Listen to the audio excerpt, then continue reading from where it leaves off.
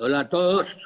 Este es nuestro webinar número 7 de 7 de la cuarentena y que ya está levantada, y conforme veo las cosas, pues, yo no las veo tan bien porque las acumulaciones son inmensas.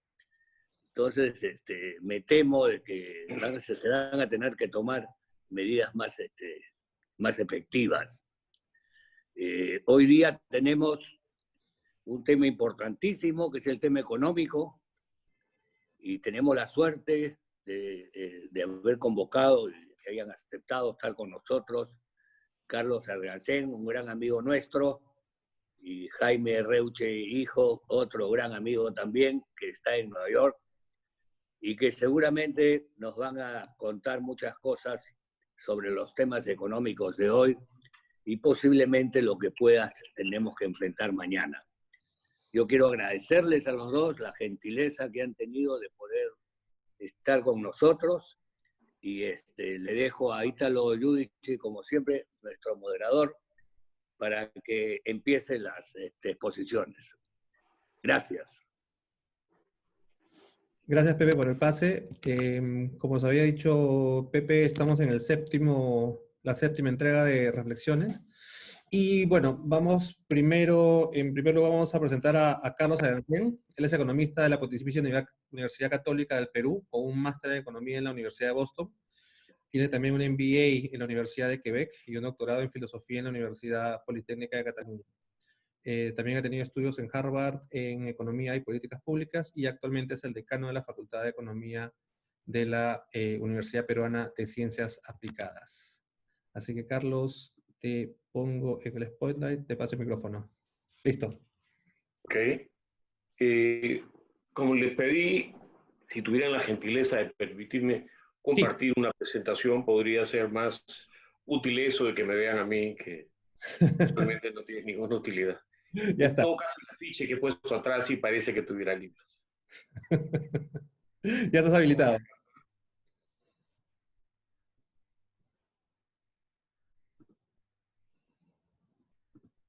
Igual que a mi compañero de mesa, la pandemia ha traído una serie de preguntas y cierta necesidad de que los economistas hablemos. Yo tengo que contarles una anécdota antes de comenzar la pandemia, no, la presentación sobre la pandemia. Y es que cuando hablo, alguna gente me dice, pero Carlos, ¿cómo me traes esas noticias tan malas? Yo automáticamente me volteo y miro las cifras y le digo, pero cifras, ¿cómo me traen esas noticias tan malas? Porque me dejan mal con la gente.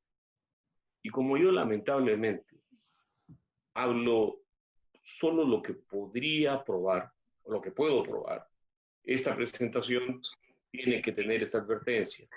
Es pura lectura de cifras. A propósito, señor Giudici, ¿se está escuchando todo bien? Perfecto, Carlos. Perfecto.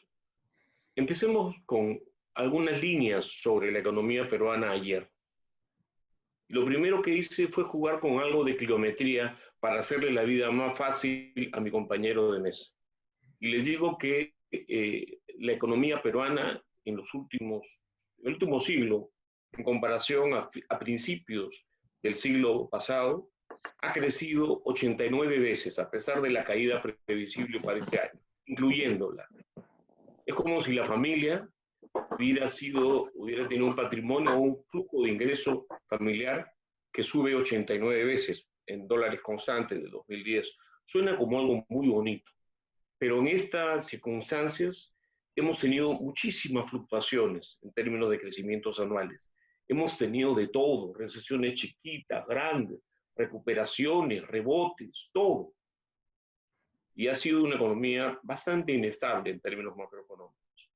Pero si miramos las cosas en perspectiva y usamos el índice de Ilarienov, un ratio de precios relativos entre el país y un país desarrollado referente, en este caso Norteamérica, la historia del Perú en el último siglo se grafica como un país que perdió el rumbo, que en función a todos sus avatares, si miramos siglo, lo que tenemos es que si hubiéramos seguido creciendo pasivamente, como en la Gran Depresión, Hoy día los peruanos deberíamos vivir más o menos como los portugueses, y estos viven muy bien.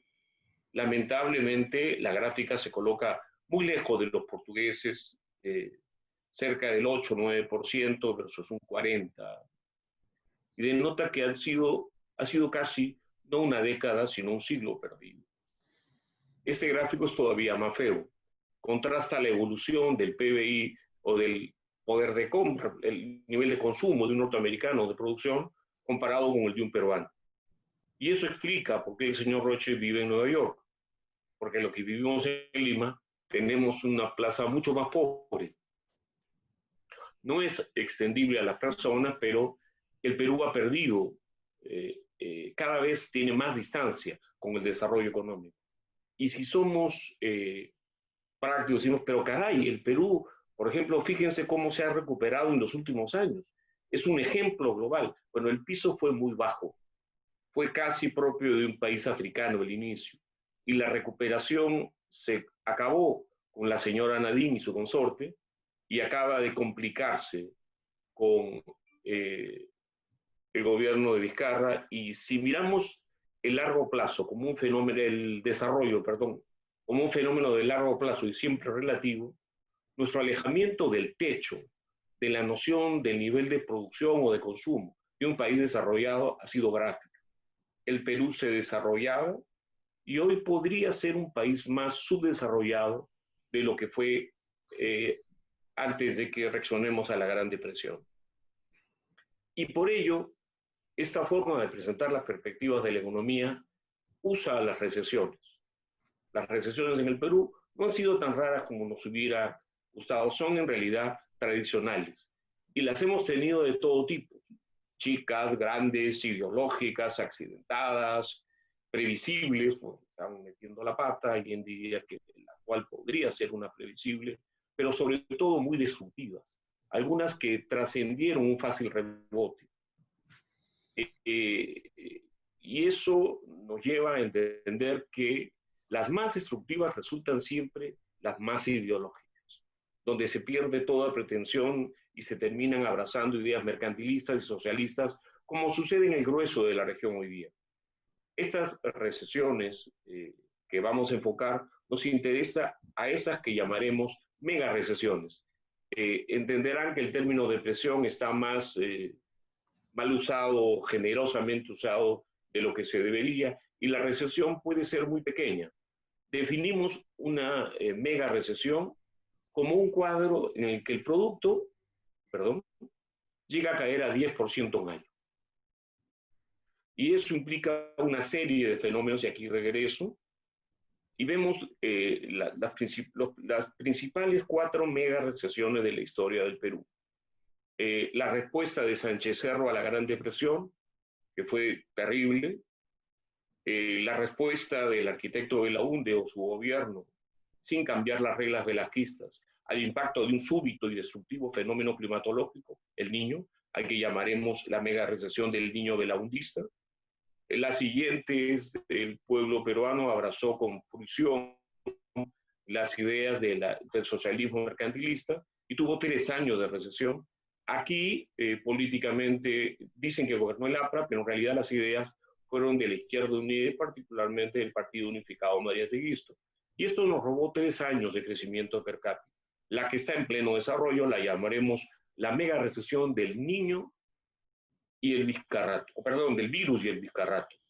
Estas recesiones nos roban entre 1 y 3 años y de alguna manera marcan la evolución económica del país. Acá tampoco podemos olvidarnos de la historia.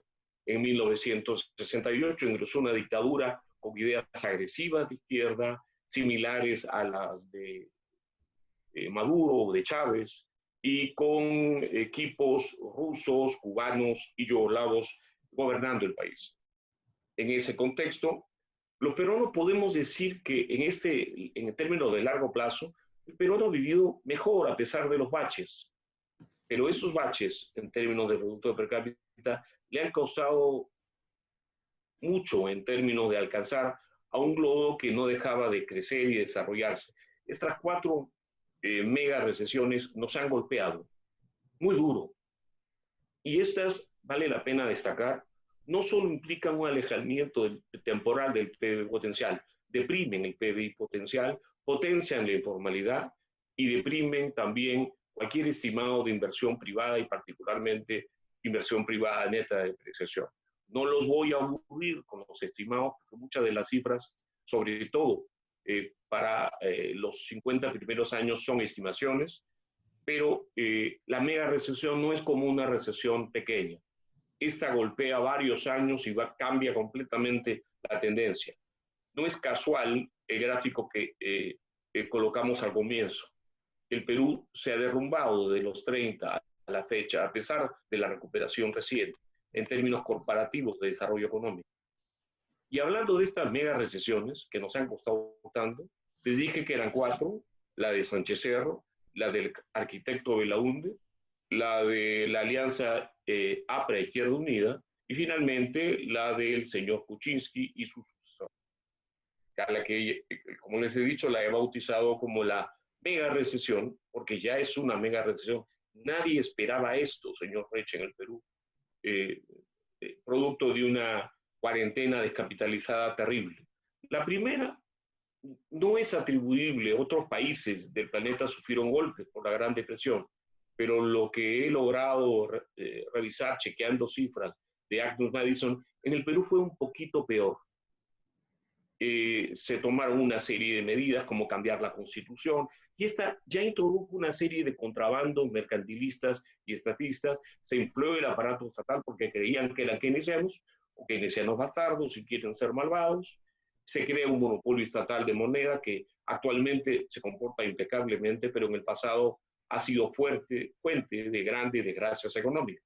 Lo que sabemos de esta depresión es que nos roba 2 años y reduce el producto por persona en 25.4% en dólares constantes. Es una foto de los 3 años, no 2, como dije, de contracción de actividad económica. Fue traumática, pero insisto, fue un cambio de política más que el impacto de un shock externo, que es la receta que más le gusta a mis amigos de izquierda. Por supuesto, al final hay un rebote, pero si comparamos el rebote con la caída, sabemos que en realidad fue una desgracia para la economía peruana. Gobernaron en ese tiempo Fernández, López de Romaña, González de Candamo y un montón de señores que todos nos queremos olvidar de ellos, porque en el fondo el Perú perdió el paso. Y perdió el paso de manera visible, en función tanto a un estimado de PBI potencial como una tendencia lineal, que es la que presento en términos más sencillos. La segunda recesión la conozco un poco más porque allá había salido de la universidad y de pronto se dio algo que nadie esperaba, un fenómeno inesperado, climatológico, destructivo, que extendió el verano en gran forma y estilo. Y lo que se hizo depende mucho de que recordemos que Belaúnde no cambió nada en términos institucionales y las reglas socialistas, mercantilistas del régimen de Velasco seguían vivas. La economía fue extremadamente débil y su sesgo populista se mantuvo intacto. No ayudó a la crisis de la deuda, que trajo como antecedente una recesión previa al impacto, pero ya en el 82 comenzó a golpear el niño y esta mega recesión también afectó la tendencia. Y llega el gobierno de Alan García, un Alan García no como el que conocimos en los últimos días de su vida, sino uno más eléctrico, más interesante, más destructivo. Además, no tomaba las ideas. El APRA, aunque se molesten mis amigos apristas, no tenía cuadros, y yo trabajaba en aquella época en una universidad privada cooperativa sin fines de lucro, y porque no existía la OPC, lógicamente. Pero allí, en los pasillos del CICEPA, se hablaba y se movían los programas de Alan García, detrás de cada discurso del 28 de julio, y los paquetazos y los ajustes, hasta que la cosa se perdió de control, se rompió la tasa de inflación, comenzó la desesperación, los pumistas salieron del gobierno, y bueno, le echaron la culpa al APRA de algo que fue la plena aplicación, fue como lo digo yo, en mi opinión, una desgracia política, una abierta desgracia política. Y fue un gobierno dominado por las izquierdas que hoy día aparecen como si no hubieran hecho nada. Si ustedes buscan en el internet, si Pepe Pardo busca en el internet el vocablo Izquierda Unida, la va a encontrar que parece que los hackers o los trolls han borrado todo, no queda más que esa foto de Díaz Canseco y de Alan, que pongo por ahí, pero esta fue particularmente destructiva. Nos dejó en manos de Sendero Luminoso, descapitalizados, hundidos, e hizo que los 90 sean una década de recuperación de la desgracia que implicaron ellos. Y eso es básicamente la plena aplicación y la más profunda aplicación de la receta izquierdista mercantilista sudamericana. ¿Nos costó? Sí. Nos costó no solamente la imposición y el desmantelamiento de reglas económicas destructivas que oprimían las libertades económicas, cuestionaban los derechos de propiedad privada, incluso avasallaban ya incipientemente derecho de libertad política, pero nos costó casi un 30% del producto per cápita de un peruano. Gran parte del trabajo de Bolonia y de los demás gobiernos, de los demás ministros de Fujimori fue limpiar el desastre de la gente de izquierda en pocos años. La última mega recesión, desgraciadamente, está en pleno desarrollo. Y yo soy muy malo, no hago predicciones, pero jugando con la estructura estacional del PBI y los estimados para abril, mayo y junio, ya encuentro que es bien poco probable que nos alejemos en términos per cápita de una pérdida cercana al 20%, 20.9%.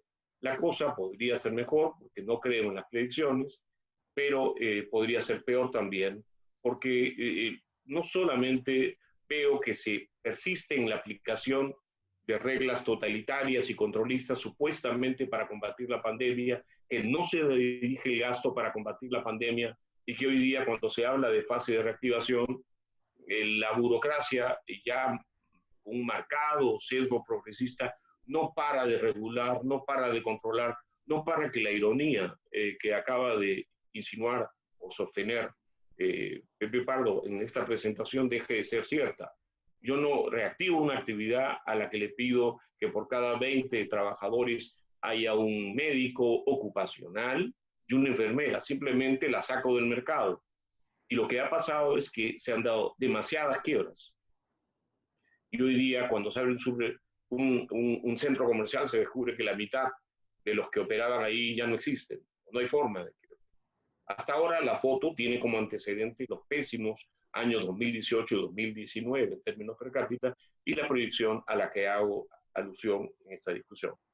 El impacto sobre el PBI potencial no lo conocemos y sobre el crecimiento de largo plazo, pero pinta feo. Este gráfico pinta feo. Y eso hay que agradecérselo a estos nombres: Sumalatazo, en todo caso a su esposa y sus colaboradores, al señor Kuczynski, hoy día en prisión domiciliaria, no en cuarentena, y el señor Vizcarra Cornejo, el ingeniero Vizcarra, que ocupa el rol de presidente. Aquí yo veo que vale la pena destacar que en paralelo con China lo que tenemos son, sobre la reforma de los 90, un retroceso de, y lo vamos a ver más adelante, de índices de respeto a la propiedad y libertad económica, pero sobre todo en áreas de mayor totalitarismo y control político. Hoy día vamos a tener que elegir pronto de acuerdo a cuotas de género, mañana de especie, no podemos reelegir congresistas. Cuestiones de ese tipo que no ayudan a la reactivación de una economía que sufre su primer gran impacto negativo. Y aquí comenzamos a llegar al corto plazo. Es hoy predecible ya una fuerte depresión del PBI potencial, la informalidad es como una avalancha en la economía peruana, veo muchos negocios formales completamente informalizados que ya no cumplen regulaciones que son incumplibles, y veo con las iniciativas del Congreso y las del Ejecutivo errores en evolución mes a mes, y espero pronto ver aciertos para poder aplaudir. La ministra y el presidente han hablado de la guerra con Chile, pero nadie sabe qué pasó en materia económica en la guerra con Chile. Lo que sí sabemos es que el ingeniero Vizcarra va a ser recordado, pero por la mega recesión que generó, porque difícilmente esto tiene reversión de aquí al 28 de julio. Los dados ya llegaron al tablero. Y así que de esta visión larga del pasado peruano, encuentro dos hallazgos que mezclan el ayer o que marcan el ayer. Lo primero es que todas las mega recesiones obedecen a ideas económicas del mismo tipo, orientadas hacia una mayor ideología socialista, sobre todo a soluciones mercantilistas. La gente se queja de por qué Reactiva Perú le presta a las empresas que van a repagar y no le presta a las empresas de un sector de alto riesgo como PYME o a un sector amigo, cuando exactamente lo que debe hacerse es un programa con Reactiva Perú. Si hubiese una cuarentena capitalizada, no descapitalizada, y además a empresas que te van a repagar. Pero veo el mismo sesgo ideológico que nos ha tumbado en los últimos años. Esta es una foto retrospectiva de los daños acumulados. Por favor, borren esas palabras escritas en rojo para los próximos 2 años, pero vemos que la historia del Perú tiene una poderosa fuerza explicativa en sus mega recesiones. La de la respuesta local a la Gran Depresión, el niño belaundista, la Izquierda Unida y el APRA, que sea una blasfemia decir esto, y finalmente la forma tan torpe como la gestión del ingeniero Vizcarra ha manejado el drástico impacto del virus proveniente de la China, y que hoy sugestivamente nos enteramos que la China ya vacunó a 15 millones de soldados. Y eso sí es sugestivo en todo caso. En términos de estas recesiones, yo no creo que sea una buena idea hoy día confiar en la burocracia para enfrentar una reactivación. Tenemos que todos poner el hombro, y que además enfrentamos tiempos en los cuales el vector ideológico resulta el mismo en términos de noción de libertades y de respeto a la propiedad privada, envueltas a nombre de la crisis de los 30, el fenómeno del niño, repito, el futuro diferente y el combate a la pandemia china. La segunda lección que quiero compartir con todos acá es que este es un país que, si somos fríos y medimos cuánto ha crecido desde el 23 a la fecha, ha crecido un promedio anual de 1.3% en términos reales, en dólares constantes. No hay forma que hayan milagros con ese crecimiento. A diferencia de lo que pensaba el comandante Humala, el crecimiento sí le sirve al Perú, es lo que ha creado clase media, es lo que ha reducido pobreza cuando existió. Y tuvo una época en la cual el crecimiento fue más grande.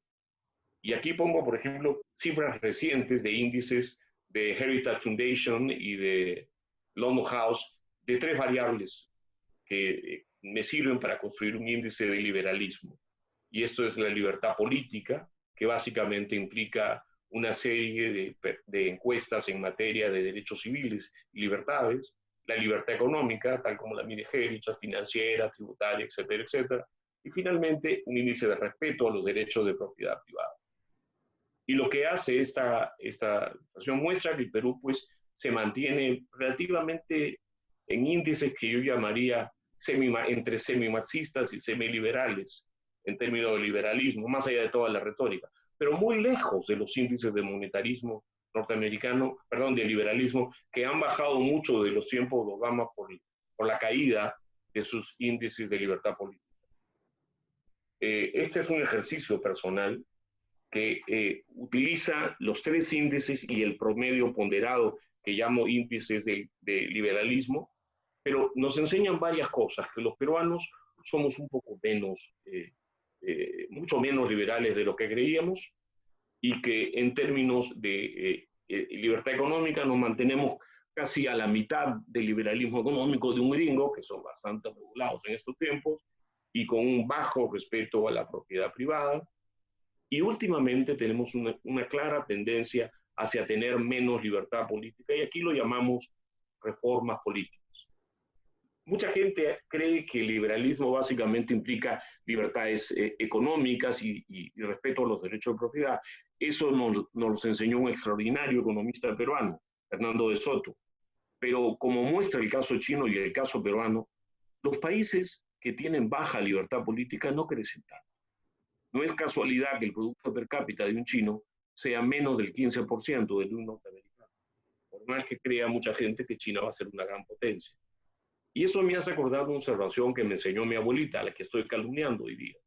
Mi abuelita le decía que para que una aspirina te quite el dolor de cabeza, no basta con olerla, ni siquiera chuparla, hay que tragársela. Y dosis bajas de reforma y de liberalismo dan efectos despreciables o temporales como el que ustedes han visto en términos de desarrollo económico. O lo que es lo mismo, quien tiene índices de bajo liberalismo en realidad puede tener índices de relativamente alto marxismo. Y eso es lo que encuentro, pero en otro paper que no. Y mi reflexión de ayer para hoy es que es bueno tener una brújula, no solamente la receta del consenso. Requerimos tragarnos por completo una receta de una sociedad abierta, política, económica y flagrantemente respetuosa de los derechos de propiedad, incluso de los habitantes de la zona de explotación minera que deberían ser propietarios del suelo. En términos retrospectivos, ayer nos dice dos cosas. Primero, hemos seguido un vector socialista mercantilista y por favor no se vayan a creer que estamos siguiendo un modelo o que tenemos un índice de liberalismo respetable. Somos una economía hoy bastante reprimida, hemos reproducido y tenemos el otro problema. El otro problema es que tenemos una elección.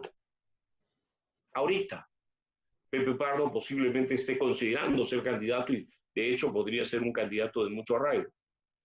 Y eso nos lleva a visualizar ese borroso mañana en tiempos complicados por la pandemia y por el manejo de la pandemia. Esta elección se da ahorita, el próximo año. Deberíamos estar jalando los pelos y en realidad estamos preocupados en ponernos mascarillas. Este es un proceso en el que la burocracia y la prensa no es neutral por dependencia de la pauta fiscal. Y las nuevas caras, ¿qué nos ofrecen? Salidas populistas, nuevamente recetas socialistas mercantilistas en matices diferentes. Y eso me inquieta, porque ese vector en el pasado nos ha salido muy caro y sería bueno que lo sepamos, porque seguimos aspirando a ser un país emergente. Nada debe quitarnos eso. Lo que hemos aprendido entre los 90 y hasta hace 5 años atrás es que podíamos comenzar a progresar a un ritmo mayor. Y con este gráfico quiero cerrar mi presentación para dibujar el mañana, porque el pasado nos repite que el progreso ni fue seguro ni fue inevitable. Es cierto, vivimos mucho mejor que nunca, 4 veces mejor que nunca en comparación a los 30 en términos de poder de compra, y como que también nos caímos muy rápido con el virus chino. Pero la tendencia del índice de desarrollo relativo de Hilaria nos muestra claramente que no la hicimos y que lo que ganamos acá fue producto de un rebote. Y este rebote se da en un mundo en el cual todos sabíamos lo que había sido el tipo de medidas que nos habían llevado al hoyo macroeconómico, a la pobreza, a que fuera de Lima los estimados de pobreza en los 90 sean 2/3 de la población. Claro, eso ya no se dice. Y me da la expectativa, me da la esperanza del futuro, porque nos podemos acercar muy rápido a ese nivel crítico, donde la gente ya no le cree a las ofertas y populistas y demócratas. Todavía no, pero vamos a llegar o podríamos llegar muy rápido. Y en ese contexto es crucial que tengamos en cuenta que cuando pasa lo que ha pasado en Cuba o en Venezuela, que se pierde por completo la libertad política, ya la izquierda se queda. Pero cuando solamente tumban la libertad económica y afectan inversiones, pero hay libertad política, el pueblo los repudia, desprecia, los saca. Mientras hayan reglas políticas, hay alguna expectativa. Sobre mañana les quiero decir que esta cuarta mega recesión está complicada por la recesión política del gobierno. Es un gobierno muy frágil, cada vez más impopular, y hay un periodo electoral con todo tipo de personas nuevas. Por favor, no los miren en el Congreso, porque los grupos del Congreso van a ser más que avasallados electoralmente. Yo sí, con un suelto de huesos, señor Rocha, hago predicciones políticas porque de eso no vivo, así que suelto eso con toda impunidad provincial. Hay aquí la ilusión del rebote, o sea, el próximo año rebotamos 4, 5, 2, 1. A ver, si el PBI sigue cayendo, se va a afectar severamente la tasa de inversión, la informalidad persiste, vamos a afectar PBI potencial, no hay nada que nos diga que va a haber un rebote mágico, o que este va a ser significativo, o que si acaso se va a dar, porque este tipo de megas recesiones se roban usualmente más de un año. En la discusión política hay una fuerte miopía, Y me preocupa cuando el ministro de Economía, Delfín, no voy a decir su nombre, el presidente del Consejo Fiscal, dice que el déficit va a ser 10% del PBI. ¿Cómo vamos a financiar esto? ¿Cómo vamos a financiar 10% del PBI? Y también me preocupa el largo plazo, ese vector socialista hacia un mayor grado de mercantilismo. Y por lo tanto es una gran oportunidad para que alguien con ideas lúcidas, como nuestro anfitrión, incursione en la política y configure una de esas alternativas de lucidez en un país que parece que quiere tomar un ticket a Caracas, y la verdad que con lo que ha pasado después de la pandemia, Caracas ha quedado muy, muy cerca del Perú. A Venezuela, que llegó a tener un índice de hilaria, ¿no?, o sea, un PBI por persona equivalente al 70% de los americanos, y que ahora tiene uno más chico que el peruano, hay que repetirle que, por amor de Dios, nunca fue el petróleo. Fue que Venezuela en los años 60 tenía el índice de liberalismo, o era la economía más libre de América Latina, era la democracia del siglo XXI, y todos fueron retrocesos, y cayó como para dar un referente global de fracaso económico en los libros de historia. Quiero cerrar estos comentarios recordando a Orwell. Él nos recuerda bien que quien controla el pasado controla el futuro. Y a nosotros nos ha contado que la historia debe ser medida en el corto plazo nada más, que no hay que mirar el largo plazo, que no hay que aspirar, que podemos caer 20 y tantos %, pero el próximo año va a haber un rebote de 4 y vamos a estar muy bien. Así hemos llegado a pasar de tener el 20% del PBI por persona siquiera, hemos perdido la tendencia de crecimiento, a tener 8 o 9 como podemos tener en la actualidad, aunque las cifras del año 2020 las conoceremos el 2023, 2024, cuando dejen de ser preliminares. Muchas gracias y espero que recuerden lo que les dije al comienzo. Yo no tengo la culpa de lo que he dicho, la culpa la tienen las cifras. Muchas gracias otra vez. Gracias, Carlos, por la experiencia. Ahora sí, les recuerdo a todos que por favor sus preguntas, ya me están poniendo un par de preguntas, siempre al chat en la parte inferior derecha. Ahí me indican por favor para quién es la pregunta. Ahora sí, les voy a presentar a Jaime, un reto. Jaime, te voy a poner en el spotlight para que te vea. Te voy a dar audio de una vez. Jaime es economista y ha sido director de Fitch Ratings para Latinoamérica, y actualmente es el vicepresidente del grupo de riesgos soberanos de Moody's en las oficinas de Nueva York, en donde es responsable de los ratings internacionales. Ahora sí, Jaime, el micrófono es tuyo. Bueno, un gusto estar con todos ustedes y gracias por la invitación, especialmente luego de esta, hay que decirlo, una clase maestra fascinante que ha dado Carlos Adriansen de la historia económica peruana y cómo se pueden volver a repetir algunos de estos errores que tanto nos han costado en nuestro camino de desarrollo. Pero justamente de eso tal vez quisiera profundizar un poco en lo que se viene a futuro, la importancia de estas elecciones, que es algo que estamos empezando a resaltar desde Moody's, y también hablar un poco a despecho de todas estas malas noticias, por qué es que se ha mantenido la calificación de riesgo de A3 que ostenta el Perú con perspectiva estable. No la hemos cambiado este año. Se ha mantenido a despecho de todo este golpe fuerte sobre la economía, sobre las cuentas fiscales. Y tal vez, si me permiten compartir también la pantalla, les puedo mostrar qué cosa es lo que está tratando de capturar la calificación y qué cosas no está capturando la calificación. Algunas cosas se nos escapan, sin lugar a dudas, de lo que dijo el señor Adriansen. Pero nuestro análisis básicamente nos dice que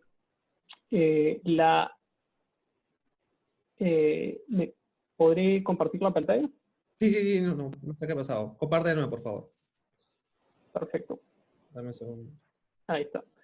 Entonces, la calificación de A3 del país es la segunda más alta en Latinoamérica, después de Chile, y se basa en 4 factores. de cómo les estoy acá enseñando digamos, la salsa secreta, de cómo hacemos las calificaciones para todos los países.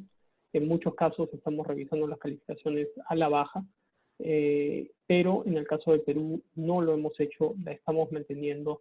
¿Y a qué se debe esto? Primero que nada, decimos que la fortaleza económica del país, que tiene que ver con la estructura, la volatilidad, el crecimiento, el nivel de ingreso, el tamaño de la economía, muchos de los indicadores de los que hablaba Carlos en cuanto al índice de competitividad, de desarrollo, todos estos temas los tomamos en cuenta. Y Perú antes era una estrella en la región, ya sea por el efecto rebote, o por el efecto recuperación, o por el efecto reforma, que se adoptaron en los 90, donde el score que se le daba al Perú era mayor, pero conforme ha ido desacelerándose el crecimiento económico, incluso antes de la pandemia, esto ha ido perdiendo su lustre. Y tenemos un score intermedio, pero alto, de lo que es la fortaleza económica, Baa2. Entonces, ya no es tanto una fortaleza como lo era antes. Y otro factor que tomamos en cuenta es las instituciones y la gobernabilidad, la fortaleza de las instituciones y la gobernanza del país. Y aquí también tenemos un nivel relativamente medio alto, donde tenemos dos fuerzas que se encuentran, y de esas vamos a conversar en un segundo. Finalmente, tenemos dos otros factores. Uno, el más importante, que es la fortaleza fiscal, que acá es donde justamente el buen manejo macrofiscal que ha tenido el país en los últimos 30 años es lo que apoya la calificación de riesgo y es el factor más fuerte que tiene el Perú con A1. Esto por no solo el buen manejo macrofiscal, sino los bajos déficits, el bajo nivel de deuda, los ahorros fiscales, en general la forma en la que se conduce y se desarrolla la política macrofiscal del país es una de las más fuertes de la región, y esa lección por lo menos sí la aprendimos de la crisis de los 80, donde hay incuestionablemente un compromiso con la responsabilidad fiscal en tiempos no de crisis, y eso es lo que nos da las armas para poder enfrentar los tiempos de crisis. Por último, la susceptibilidad a eventos de riesgo la tenemos a nivel moderado. Y esto es más que nada por el hecho de que siempre persiste el ruido político en el país. Cuando hablamos de las instituciones, que es tal vez el punto central en el que quisiera enfocarme, tenemos una dicotomía muy importante en el caso de Perú. Tenemos instituciones políticas paupérrimas, pero tenemos instituciones económicas muy fuertes. El Banco Central, el Ministerio de Economía, la Superintendencia de Banca, muchas de las instituciones económicas que generan el policy para el país o las políticas económicas para el país son extremadamente fuertes, y eso es lo que nos ha valido de tener instituciones económicas de clase mundial. Sin embargo, las instituciones políticas, el respeto a los contratos, todas las cosas que mencionaba Carlos, son verdaderamente pésimos. Tenemos altos niveles de corrupción, muy bajos niveles educativos en la población, tenemos un gran sector informal en la economía, que es lo que está, en cierta manera, propagando el contagio de esta pandemia, y todas estas son las deficiencias estructurales conocidas. Los diagnósticos acá, por supuesto, son bastante conocidos. Y si bien esto era suficiente para mantener la calificación, y sigue siendo suficiente en este momento para mantener la calificación en el nivel de A3, la gran pregunta es qué es lo que pasa y qué es lo que va a tomar para mover esa calificación, bien sea al alza o a la baja. Al alza es, naturalmente, hacerle frente a todas estas deficiencias políticas para poder reinvigorar el crecimiento económico, darle nuevo dinamismo a la actividad económica, al crecimiento, al desarrollo del país en cuanto a su trayectoria económica, que claramente ha estado perdiendo pauta en los últimos años. Esta pandemia ataca la fortaleza económica y la fortaleza fiscal. Entonces, la gran pregunta a futuro ¿es esto reversible? ¿Tendremos un efecto rebote, como mencionaba Carlos?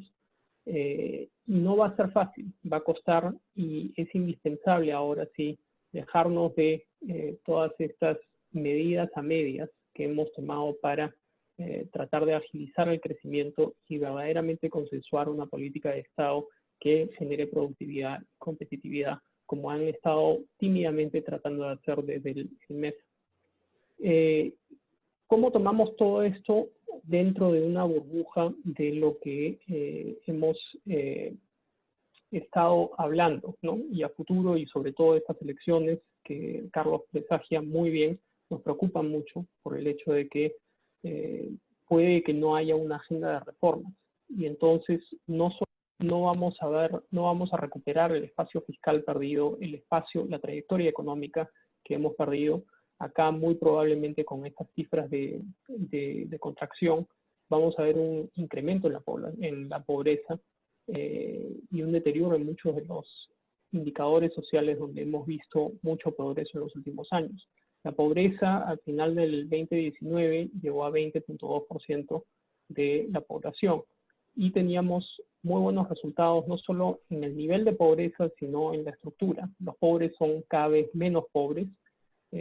La distancia y la diferencia entre los más ricos y los más bajos, el llamado Gini coefficient, o la desigualdad, se estaba reduciendo ligeramente, pero se reducía, y la población veía avances en cuanto a la reducción de la pobreza, más que nada en el ámbito rural que en el ámbito urbano, y eso era bastante saludable, a despecho de que se estaba desacelerando el crecimiento. Ahora muy probablemente vamos a ver un incremento en el nivel de pobreza de 20% hasta 30% solo a finales de este año.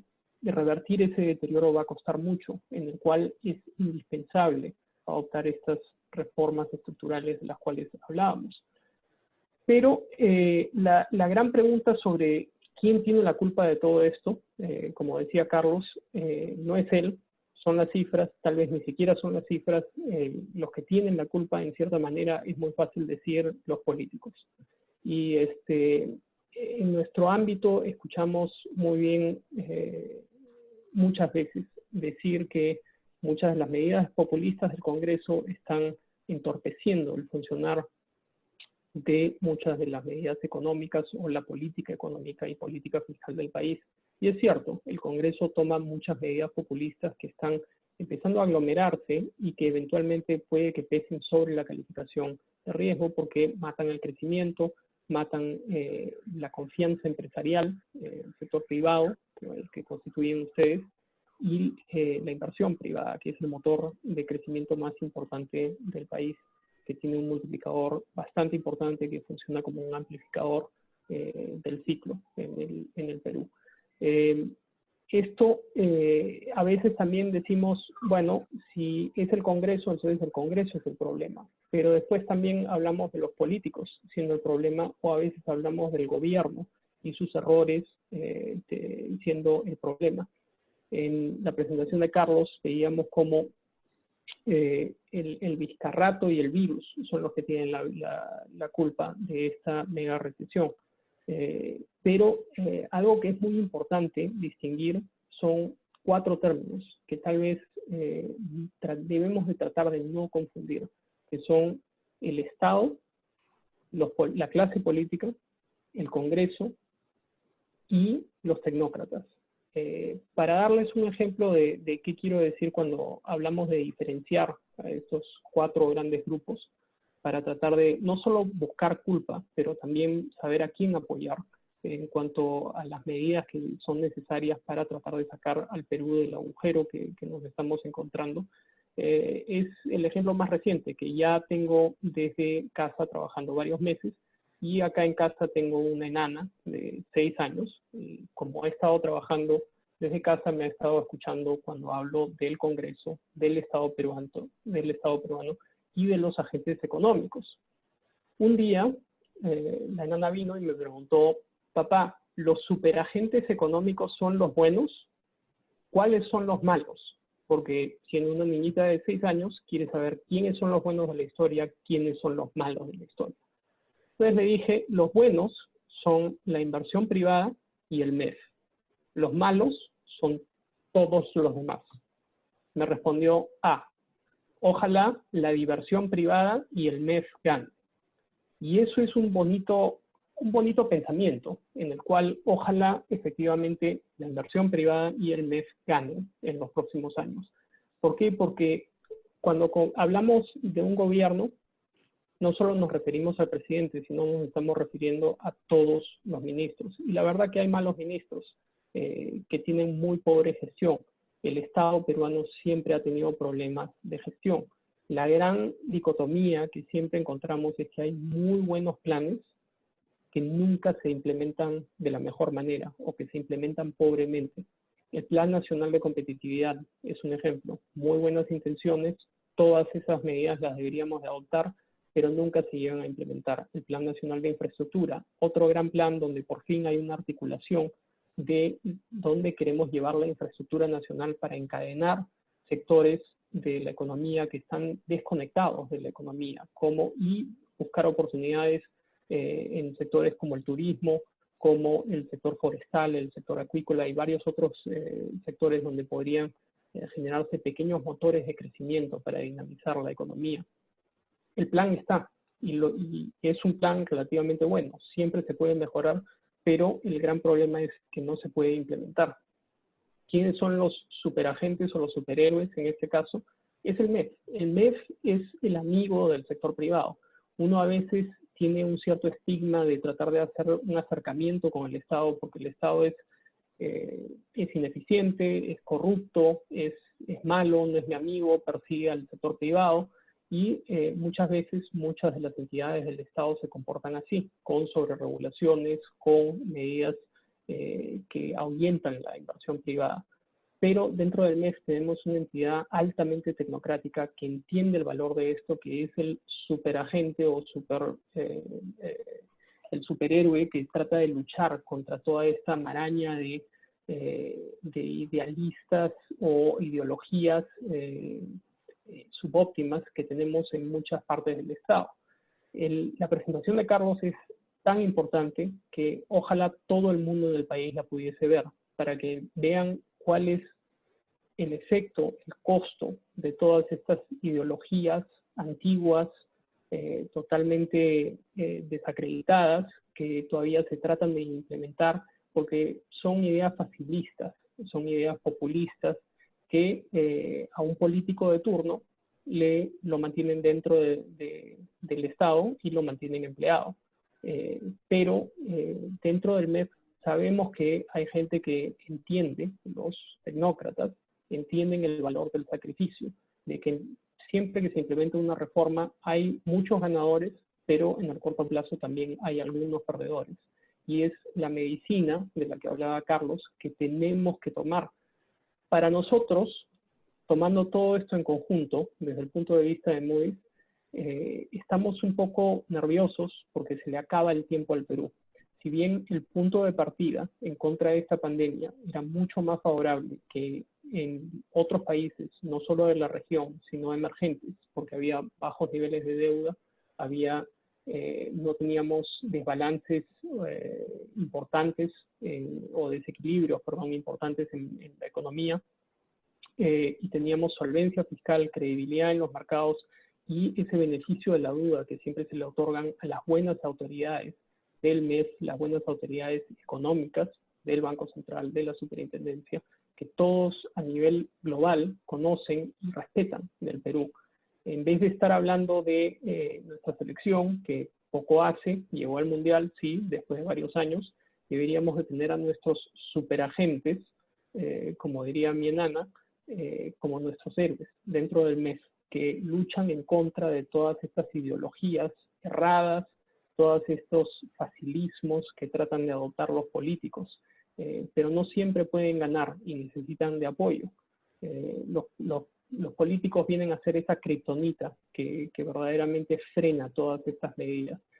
Y desde nuestro punto de vista estamos muy conscientes de esto.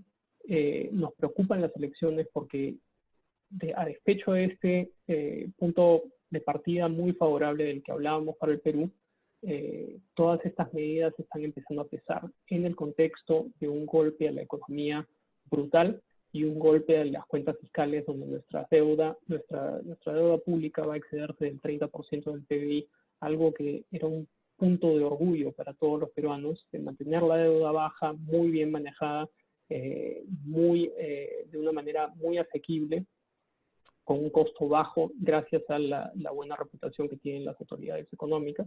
Si vemos más de lo mismo, va a ser estancamiento. Vamos a ver un rebote en el 2021, pero si no hay una agenda de reformas importante, creíble, y que se implemente verdaderamente a partir del próximo gobierno, creo que vamos a empezar a ver esto pesando sobre la calificación. Por el momento, creo que la tarea es de todos, de tratar de sacar el mensaje, el mismo mensaje que trae Carlos, tal vez lo complemento con la urgencia de estas reformas que son necesarias para mantener no solo la calificación, sino el nivel de desarrollo, la trayectoria económica de ese success story que era Perú, hasta que se empezó a desacelerar la economía porque nuevamente empezamos a caer en el facilismo, en las trabas, en enemistarnos con el sector privado, con la inversión privada. Tal vez esta es la última reflexión con la que termino, pero con esto tal vez podemos pasar a preguntas. Lo bueno es que las buenas noticias, mantenemos la calificación, estamos conscientes de los riesgos. Lo importante es que la población, los políticos, la clase política esté consciente de esos riesgos también y que eventualmente reaccione. Muchas gracias. Gracias, Carlos. Ahora sí, pasamos a la sesión de preguntas y comienzo con una pregunta para... perdóname, Jaime, te dije Carlos. Ahora la pregunta se la hago a Carlos. Esta pregunta, te pongo de una vez en el spotlight. Esta pregunta es de Tulio Silgado, bastante premonitoria. ¿Qué esperas del país en los próximos años? ¿Tenemos esperanza? Esperanza tenemos. ¿Motivos para ese optimismo emocional? No. Yo he mostrado los más populares candidatos para esta elección y me temo, Jaime, que ninguno se atrevería en la campaña a decir la palabra reforma, peor aún, libertad, y además, sentados en el caballo, van a hacer lo mínimo, algo así como la aspirina metafórica que utilicé, la va a poner cerca a la boca y pasarán un poquito si el dolor de cabeza que va a venir es muy fuerte. Porque un déficit como el que plantea Waldo Mendoza de 10% del PBI este año implicaría una enorme extracción de recursos para los privados. Pero, insisto, el país tiene esperanza, la receta es más fácil de lo que antes lo hemos visto porque sabemos que requerimos ir a una mesa de cirugía y hacer cambios en 3 áreas básicas. Una clara optimización de los derechos de propiedad privada para que en 3, 4 años comience a ingresar flujos de inversión extranjera y doméstica como los que hemos tenido. Sabemos que eso toma su tiempo. El presidente acaba de hacer una bravucanada en términos de una amenaza de expropiación para imponer un control de precios. Él no es consciente de cuánto daño le ha hecho a cualquier calificación de riesgo. Lo que muy bien dice Jaime es que el pasado, así como condena a uno, también lo defiende un tiempo. Y hoy día estamos viviendo de lo relativamente bueno que hicimos en el pasado. Digo relativamente en comparación a la región. Pero si alguien más malo que yo le pregunta a Jaime, pero para que el Perú ingrese a una liga asiática o una liga de Oceanía, bueno, Carlos, te va a responder, tienes que hacer mucho más trabajos y tienen que creerte, porque la última vez que miraron la Constitución, el presidente no podía expropiar. Y este señor, con su Congreso, un Congreso que fue elegido sin prensa libre y con una burocracia muy ordenada, muy obediente, solamente obtuvo el 40% de los votos, 41% del total.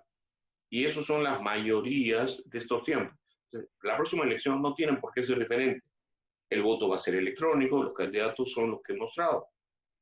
Y no veo a ninguno que tenga el buen tino de hacerle caso a Jaime. Okay. Pero soy optimista porque el límite, el piso puede estar más cerca de lo que creemos. O sea, podemos, con las ideas que estos señores tienen, llegar a un piso donde ya tengan que llamar desesperadamente a alguien que no va a ser seleccionado porque es amable. Desde un buen tiempo, los presidentes eligen personas amables. Y en economía no puede haber una persona amable. Tiene que haber uno que defienda esos niveles de tecnocracia o de burocracia con formación técnica, que hoy día tienen que bajar la cabeza. Porque los ministros dicen nosotros somos políticos. No. El Perú se está empobreciendo. Está perdiendo tiempo en la dirección de volverse una nación, un verdadero país de ingreso medio. O sea, nuestro ratio de ingreso por persona o producto por persona sobre el promedio mundial nos hace 3/4 del pollo. Es generosidad del Banco Mundial que nos ponga en el rango de ingreso medio, porque si usted divide, van a encontrar 40 y tantos o casi 50% del promedio mundial. O sea, no somos medio. Hay muchos detalles que el involucrarnos en una discusión ciudadana nos podrían enseñar que tenemos, como diría Vallejo, mucho trabajo todavía. Y eso se reflejaría, por supuesto, en las calificaciones de riesgo de empresas tan serias como Google. Perfecto. Gracias, Carlos. Qué bueno saber que hay esperanzas todavía. Hay esperanzas. La siguiente pregunta se la doy a Jaime. A ver, Jaime, acá dice, usted ha hecho acertadamente referencia a la enorme importancia de mejorar la institucionalidad en el país. Reformas no solo laboral y fiscal, sino política, judicial, policial, etc. Entonces, ¿se animaría usted a sugerir a los líderes empresariales a participar directamente en presionar a los hacedores de políticas públicas para que hagan reformas? O como lo sugirió usted, son solo los políticos los responsables y no el sector privado. ¿Eximiría usted a los últimos de toda responsabilidad? El sector también ha tenido sus deficiencias en el país. En muchos casos puede que haya tenido que ser por desesperación, pero hubo una cierta complicidad en algunos casos de corrupción. Y eso no son todos, pero son algunos sectores que claramente se frustran, ven que los políticos tienen dominado, tienen un monopolio sobre el poder, sobre cómo ejercer la actividad económica, y por eso buscan cualquier vía para tratar de ejercer su actividad económica. Entonces, es difícil, y también siempre va a haber un cierto estigma de que haya algún tipo de presión del sector privado o el sector empresarial sobre los políticos, sobre los candidatos, porque si no, entonces el pueblo, el ciudadano de a pie, naturalmente lo interpreta como lobbying, como corrupción, como algún tipo de presión indebida del maligno sector privado o el sector empresarial que está buscando alguna ventaja por encima del ciudadano de a pie. Y eso nos trae un poco al problema de educación. Y acá es un tema bien sensible. Yo a veces pienso, ojalá todos en el Perú pudiesen tomar una clase de economía básica y historia económica también básica del país, para que vean cómo muchas de estas ideologías no han funcionado. El gran problema es que ¿quién le enseñaría? Y acá entonces se teñiría esa clase de ideologías que tal vez no contarían toda la historia de manera objetiva. ¿Queda en manos de los políticos? En cierta manera sí, porque tienen el monopolio, pero también queda en manos del sector privado organizarse y buscar educar a ciertos sectores de la población en lo posible. Va a costar mucho trabajo, mucho dinero, mucho tiempo, pero siempre hemos dejado el pacificismo de que, bueno, a eso se tiene que encargar otra persona. Mi rubro es hacer X, el sector donde ejerzo mi actividad económica y me limito a eso. Por ese, nuevamente, estigma de no querer hacer política o politiquería. Pero lamentablemente los políticos son personas que buscan solo la gratificación momentánea y de corto plazo, y el facilismo que nos lleva a políticas subóptimas y nos lleva muchas veces, en muchos casos, a congelarnos donde estamos. No avanzamos porque no sean las reformas, porque las reformas son esa aspirina de la que hablaba Carlos, que no es fácil de tragar, pero que necesitamos la madurez política, económica, de decir, nos va a costar y nos va a doler, pero necesitamos un momento de agonía en vez de una eternidad de dolor, que es la que estamos empezando a sufrir ahora. Y no, ningún político va a tener ese coraje de decir eso. Entonces, ¿qué nos queda? Como sector privado, por todos lados, tratar de concientizar a la población, sacar el mensaje, darles ejemplos, hacerlos entender de por qué hay que tragarse esa medicina amarga a veces en el corto plazo para tratar de garantizar un mejor futuro para los hijos de cada uno de esos ciudadanos de a pie. Es difícil, pero es cultural, y lo vemos en muchos países de la región. El facilismo siempre está, la autocomplacencia siempre va a estar. Nadie quiere tomar estas medidas impopulares, pero es lo que necesitamos y tenemos que darnos cuenta. Perfecto, gracias. Carlos, la siguiente pregunta es para ti. Acá me pregunta Eduardo Benavides, ¿qué opinión tiene Carlos sobre la ministra de Economía? Fíjese, el día que la nombraron, tuve un evento muy raro. Y 5 personas, y usted se sorprendería de los medios, me preguntaron cuál era mi opinión de la ministra, en términos con una pregunta que ya venía encapsulada en contra de la ministra. Me disgustó y a los 5 casos le respondí, yo no puedo opinar por una ministra que acaba de asumir un puesto en medio de un quiebre del orden constitucional. Deseo no opinar y le deseo lo mejor. Y aquí viene la respuesta, y es muy impopular.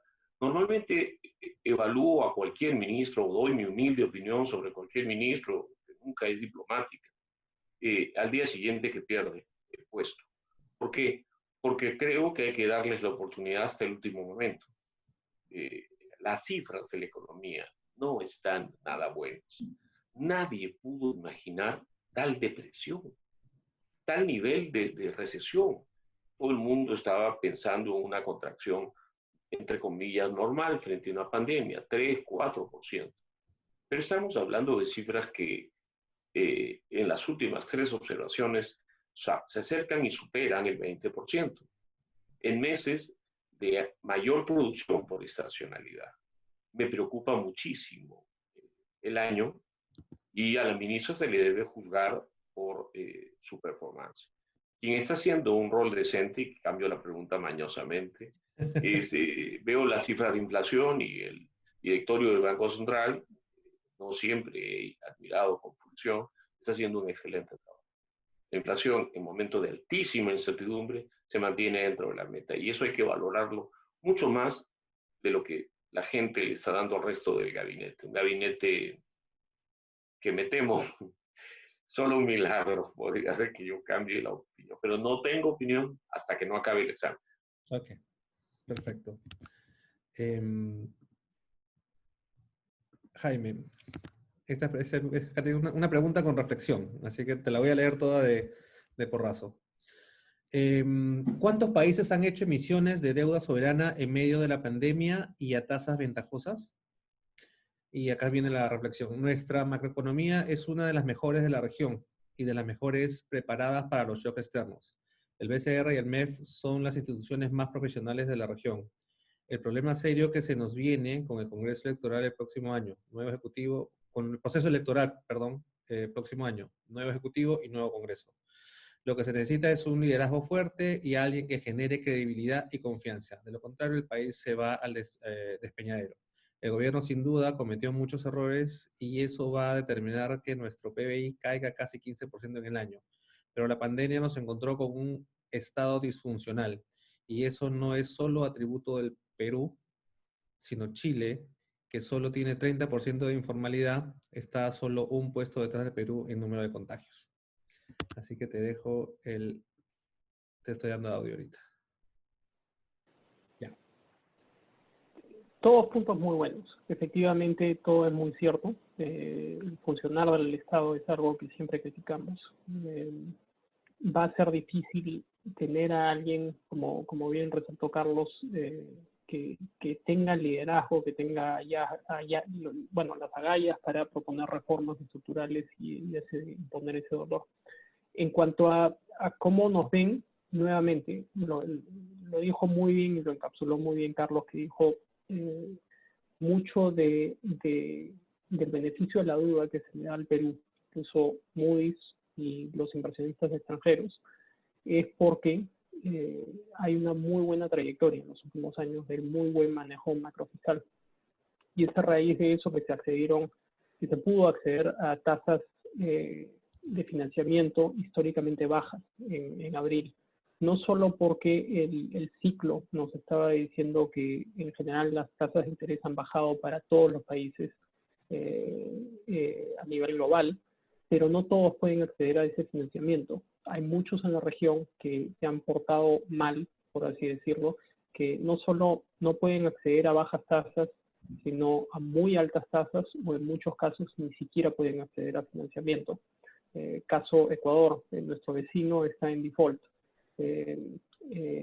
Surinam está en default, Belice está en default, Argentina está en default, muchos están cayendo en incumplimiento. Los que no han tenido una buena trayectoria están financiando tasas relativamente elevadas del 6%. El Perú logró financiarse a 5 y 10 años a tasas menores al 3%, 2.61%, 63% y 2.85%, que es esa credibilidad, ese beneficio de la duda que se merecen las autoridades económicas. E incluso Perú está accediendo a los mercados internacionales a tasas más bajas que Chile, que también ha salido a los mercados extranjeros, se ha financiado a tasas ligeramente más altas que Perú. Entonces, incluso a despecho de que muchos cuestionan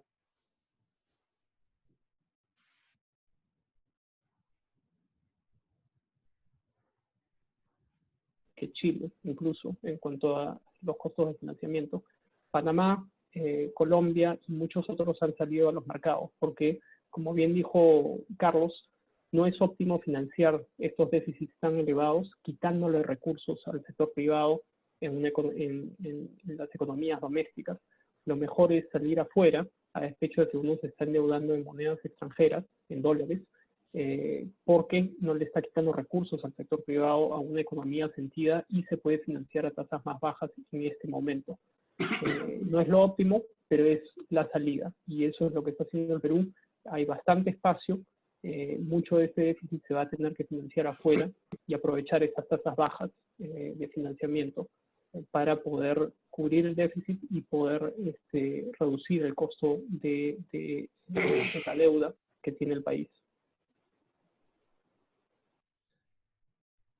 Perfecto, Jaime. La siguiente pregunta es para Carlos.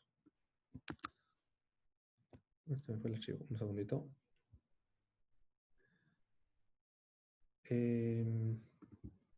A ver, doctora Janssen, esta es una Medina. Doctora Janssen, ¿por qué en su análisis no incluye usted el efecto perverso que origina en el desarrollo económico y social del país dos factores? Uno, el mercantilismo y el cortoplacismo de un gran porcentaje del sector privado, y dos, la corrupción producida por las evidentes complicidades entre el mal poder económico y el mal poder político. Porque, al menos en mi perspectiva, la tengo muy clara. La corrupción de la que tanto se habla en estos tiempos es burocrática. A quien yo les pago porque no hayan ni latrocinios ni medidas mercantilistas que sean contraproducentes para los intereses del país, es a los burócratas. Y los que deberían ir presos y ser severamente castigados por ser ineptos, ciegos, sordos o mudos. Los miembros del sector privado que cometen delitos, ellos son delincuentes y deben estar en la cárcel. Parte del mérito del Perú post-velajista, mérito en un sentido irónico, es que se ha prostituido el Poder Judicial. Yo he tenido, les confieso, el honor de haber sido, por error de alguien, nombrado miembro de 2 consejos consultivos del Poder Judicial. Y alguna vez escuché al presidente de la Corte Suprema decir que todo el Poder Judicial está siendo manejado por redes de corrupción. Si eso pasa en el Poder Judicial, en la Fiscalía y seguramente en la Policía, no tenemos expectativas de poder aplicar justicia. Y por tanto, aspirar a que los reguladores o que muchas instituciones tengan una gran dificultad en no ser tomados o son tomados es simplemente ilógico. Por lo tanto, aquí hay que tragarse la aspirina completa. Crear cuerpos nuevos, judiciales, de fiscalía y de policía al comienzo. Porque de lo que se trata es que rija la ley. Luego, un gobierno que tenga alguna mínima empatía, un asesor como el señor Reiche o un ministro como el señor Reiche, sabe perfectamente lo que produce crecimiento. Pero en mi análisis lo que yo quiero es destacar que nos hemos desarrollado, que hemos estado tan felices rebotando del infierno del APRE, de la Izquierda Unida, a partir de los 90, que pensamos que ya la hicimos y lo que lo muestran las cifras es que somos un país pobre, con un perfil económico estancado, que tal vez pueda destacar regionalmente en comparación a Bolivia, Ecuador, Venezuela. O sea, América Latina es el último lugar donde un gobierno serio en el Perú debería mirarse como espejo. Requiere mirar países que en los años 60 y 50 tenían estándares similares y hoy día son desarrollados. Y eso implica no solamente hablar de política fiscal, monetaria, que son cruciales. No he dado una sola palabra por el más grande logro de la economía peruana en los últimos 30 años, y es tener una tasa de inflación internacional. Me enfoco en lo que hay que trabajar, y hay que trabajar tasas de inversión privada drásticamente más altas. Y para ello tengo que ser creíble. Alta libertad política, y son medidas concretas, alta libertad económica, hablo de medidas concretas, pero no me quedo en la medida, no quedo en oler la pastilla. Hay que entender que requiero tener un faro y saber a dónde voy, no mirar el corto plazo. Keynes decía que en el largo plazo estamos todos muertos. Y yo he aprendido en mi vida laboral que la teoría general es un gran libro, pero que si no tenemos visión de largo plazo, como persona, como familia, como país, estamos muertos. Y eso es lo que le ha pasado al Perú. Las fluctuaciones constantes y el retroceso económico han sido producto de que me he pasado parte de mi vida discutiendo entre ciclos populistas y ciclos de ajuste, populistas, de ajuste, mientras el país se hundía. Ya es tiempo de mirar un faro, aspirar a ir más lejos y a tomar acciones que hoy día nuestra clase política ni siquiera está preparada para hacer. Y eso va con una pregunta que respondió impecablemente Jaime. Todos los ciudadanos peruanos tenemos que involucrarnos. Todos, empresarios y no empresarios. Porque, de paso, acabamos de tener una elección medio extraña y la hemos tolerado. El 60% de los electores no votaron, o porque le anularon el voto porque no quiso votar, o porque votó por mi candidato, el doctor Blanco y Viciado. Ya es tiempo de buscar que aparezca alguien y hay problemas para eso. Porque cualquier persona seria que hoy día esté aspirando va a esperar el último minuto. Si no, le van a salir 10.000 acusaciones. En ese contexto estamos. Así se perdieron otros países y es importante que sepamos que el camino de regreso no es un camino de tranquilidad y de medidas parciales. Requerimos hacer en el Perú hoy día cirugía mayor si es que aspiramos a recuperar, para empezar, los niveles de desarrollo económico relativo de los años 30. Hemos retrocedido. Y sabemos por qué hemos retrocedido. Las 4 mega recesiones grafican el tipo de política económica que deberíamos desmantelar. Democracia no es la voluntad de la mayoría, sino el límite al gobierno para que la mayoría sea beneficiada. Acá el gobierno puede hacer lo que quiera.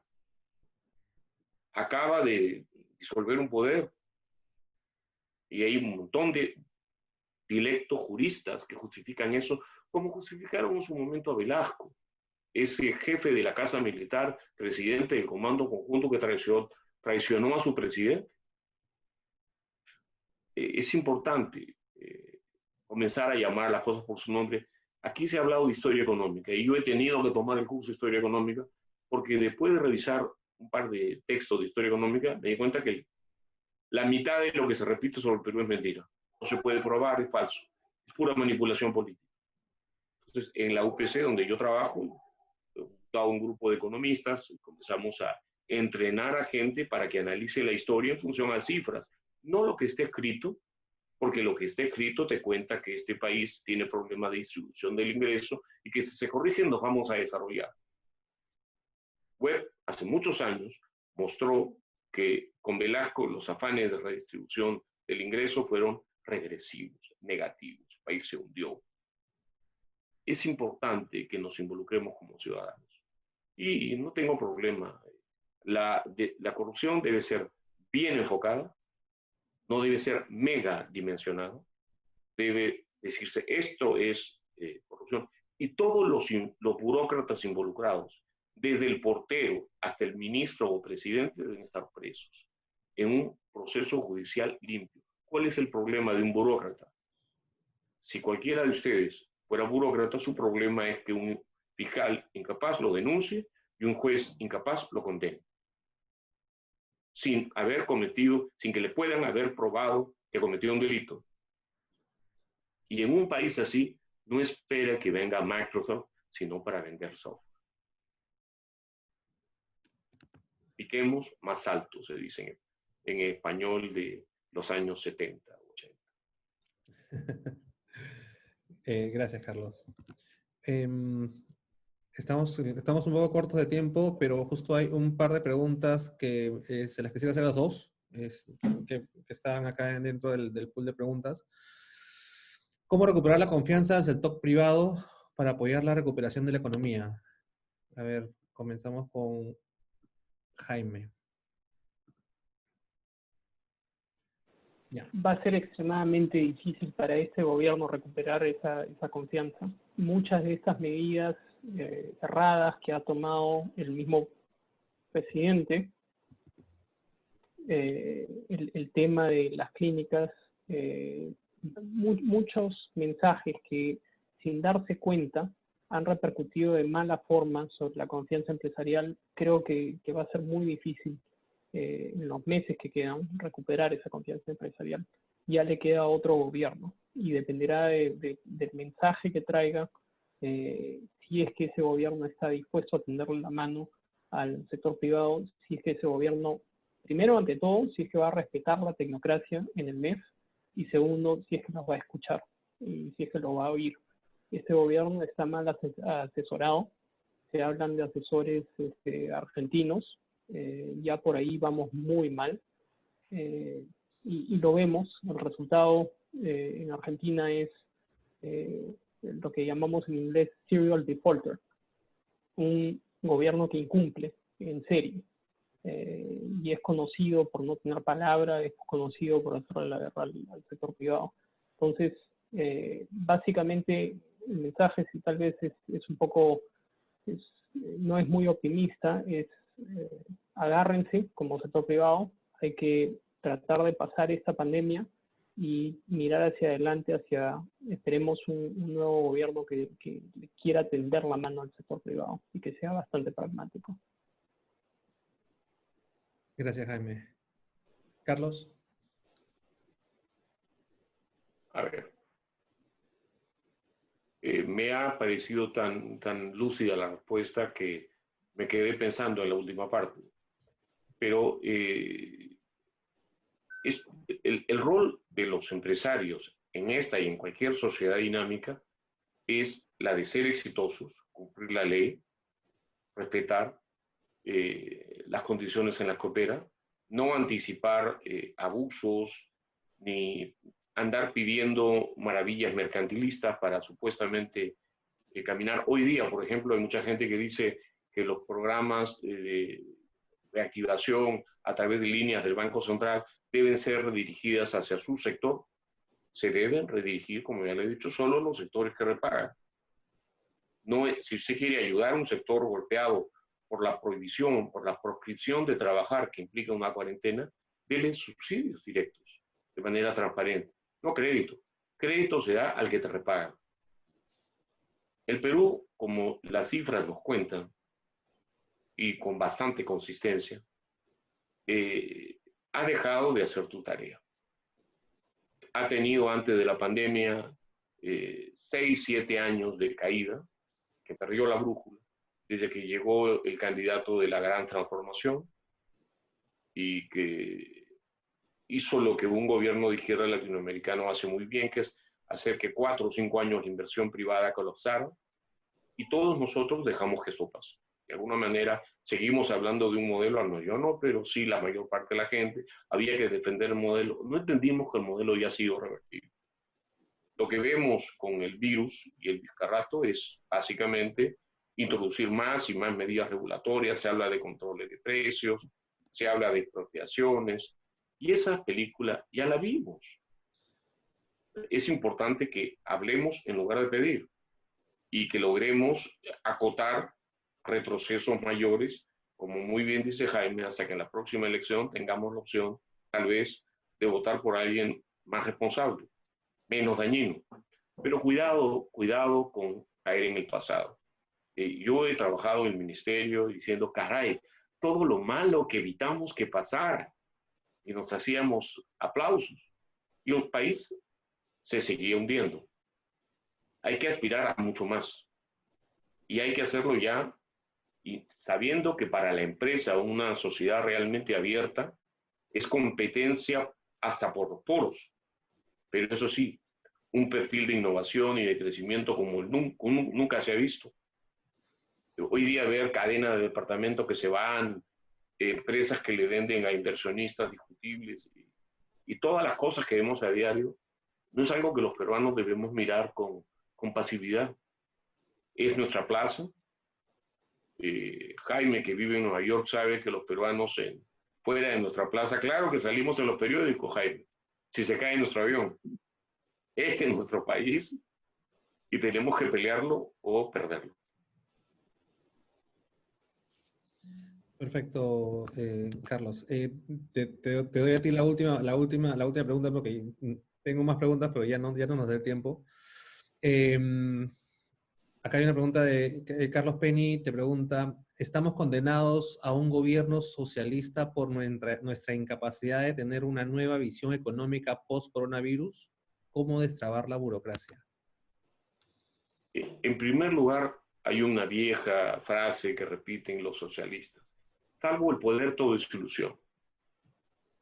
Otra frase que añadiría es que la burocracia hace cualquier cosa menos ir contra la opinión pública. Hoy día tenemos medios que no son los libres que nos gustaría que sean, porque dependen de la pauta fiscal. Si un porcentaje significativo de tus ventas depende de la pauta fiscal, es difícil que puedas criticar o que puedas ser transparente.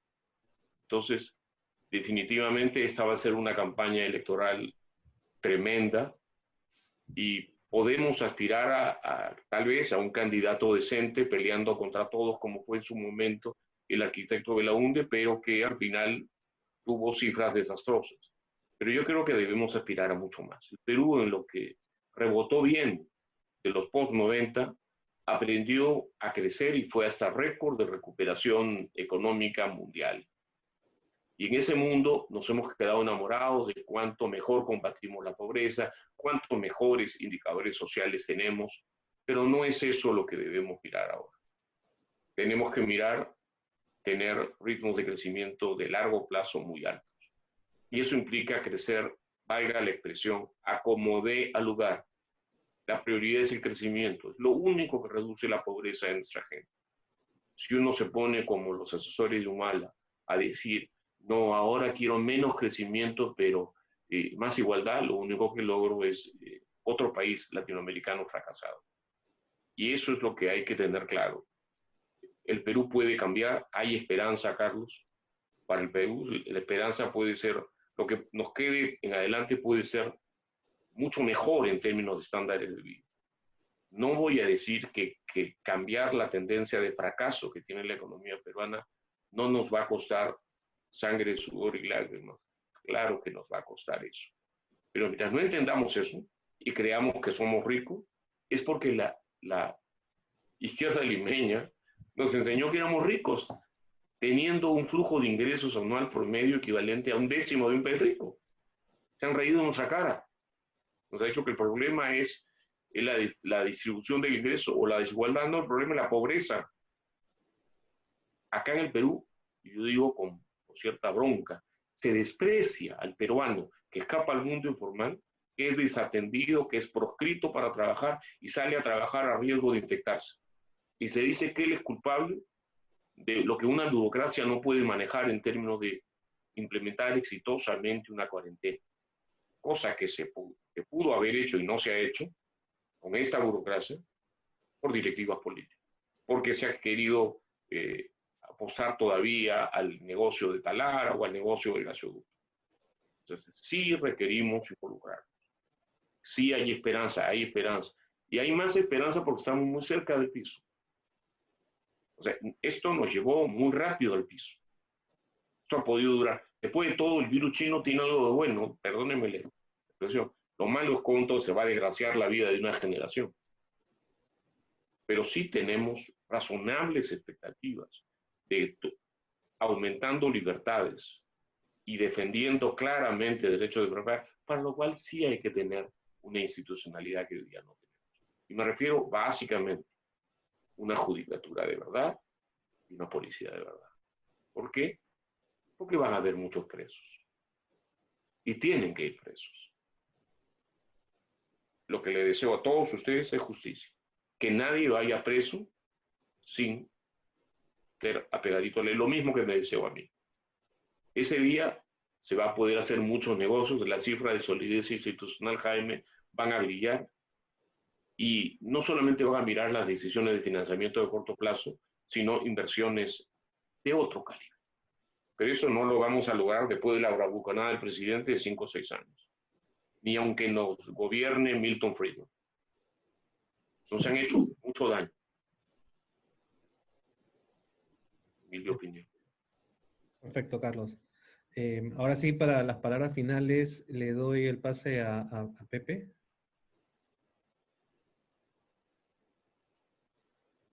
Te estoy dando audio, Pepe. Ya estás con Ya. audio. Ok. Bueno, creo que hemos tenido realmente una sesión muy interesante. El futuro no se pinta lo que quisiéramos todos. La pregunta que le hicieron a Jaime, su hija, la respuesta está en líneas generales un poco lo que nuestro país necesita, que es un tema netamente de beneficio económico para tener al MEF y a la actividad privada en conjunto, incluyendo al Banco Central de Reserva, a todo el sistema económico, para poder realmente salir de esto que va a ser bien bravo. Bien bravo si es que no buscamos la forma de unificarnos y buscar un partido de unión nacional, que creo que inclusive existe la famosa Unión Nacional, en la cual todos los que realmente sabemos, comprendemos y entendemos las necesidades que el país requiere y necesita para poder salir de toda esta circunstancia y situación tan difícil y tan complicada, es fundamental que, como tú has dicho, Carlos, y de una y otra forma también lo ha dicho Jaime, esa unificación de todas las fuerzas que podamos. Yo lo dije la vez pasada, y creo que es un tema que deberíamos empezar porque la actividad o las instituciones privadas deberían comenzar e iniciar a aglutinar a todas las asociaciones de informales. Esas asociaciones de informales que juegan un papel pues prioritario en el país y que de una u otra forma, si no buscamos la forma de unificarnos y poder conglomerar todas las necesidades de ellos y buscar soluciones y presentar esas soluciones conjuntas, vamos a tener serios problemas para poder conseguir ese enfrentamiento para seguir buscando el desarrollo del país. Eso es todo. Yo lo que quiero agradecerles infinitamente su presencia hoy día. Las exposiciones han sido clarísimas y realmente no me queda más que reiterar mi agradecimiento a Carlitos, a Jaime también, y seguramente estaremos conversando muy pronto nuevamente. A Ítalo también, a mi asociado que colabora conmigo en manejar estos webinars. Muchas gracias. Muchas gracias a usted. Chao, Carlos. Chao, Jaime. Chao, Pepe. Gracias. Chao, Luego, gracias. Chao. Gracias. Chao, Jaime.